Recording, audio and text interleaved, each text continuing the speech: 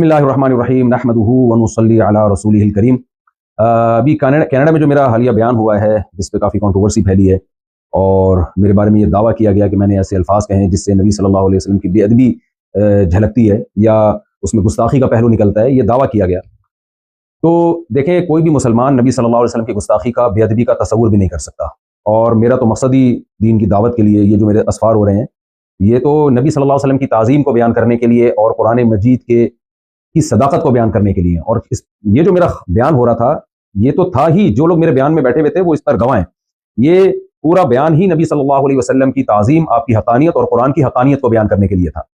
لیکن میرے ہی بعض اکابر کو کچھ تحفظات ہیں کہ مجھ سے اس ٹاپک کو بیان کرنے میں، نیت اگرچہ میری ٹھیک تھی لیکن اس ٹاپک کو بیان کرنے میں الفاظ کی سلیکشن میں بے احتیاطی ہوئی ہے،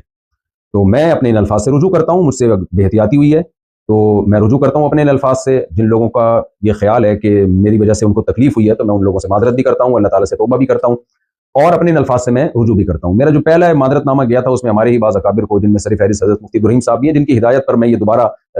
معذرت نامہ ریکارڈ کروا رہا ہوں، تو ان سمیت دیگر میرے بعض اکابر کو کچھ تحفظات ہیں۔ تو نبی صلی اللہ علیہ وسلم کا ارشاد ہے، یا بنی آدم کلکم خطاؤون وخیر الخطائین توابون، اے بنی آدم تم میں سے ہر شخص سے غلطی ہو سکتی ہے، بہترین غلطی کرنے والے وہ ہیں جو توبہ کر لیں۔ اور توبہ کے تین ہی ارکان ہوتے ہیں کہ عوام سے معذرت کر لی جائے، اللہ تعالیٰ سے توبہ کر لی جائے، اور اپنی غلطی سے رجوع کر لیا جائے، اپنے الفاظ سے رجوع کر لیا جائے۔ تو میں سمجھتا ہوں کہ توبہ کے تینوں ارکان اسی طرح پورے ہوتے ہیں۔ تو اگر میرے پچھلے کلپ سے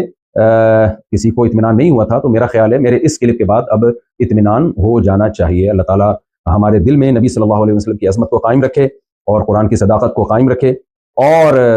میں اپنے لیے بہت بڑی سعادت سمجھتا ہوں کہ نبی صلی اللہ علیہ وسلم کے ناموس پر اگر میری موت واقع ہو جائے۔ بہرحال الفاظ کے سلیکشن میں مجھ سے غلطی ہوئی ہے تو میں اس پہ دوبارہ صاف لفظوں میں معذرت کرتا ہوں، اللہ سے توبہ اور اپنے الفاظ سے رجوع۔ جزاکم اللہ احسن الجزاء وما علینا الا البلاغ۔